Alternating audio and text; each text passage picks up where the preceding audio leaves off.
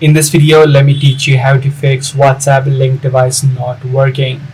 So if you have linked another device within WhatsApp and the new device is having issues, the first thing that you can do in this situation is try to log out and re-link the device. So what you need to do is within WhatsApp, tap on the three dotted line on the top right, head over to link devices, and you're going to see all of the devices that you linked. So just tap on the one that you're trying to remove, tap on log out, and once you have logged out, try to re-link and try to see if the issue is resolved. If the issue still persists, then what you need to ensure is that the date and time within your phone, which is the primary phone system or the primary device where WhatsApp is logged in, has the date and time set. So you can simply head over to the settings on your phone, and if the date and time settings was not met or was not set to automatic, this may be the exact issue that you're facing. Also make sure that you disable any sort of VPNs if you are currently connected to one.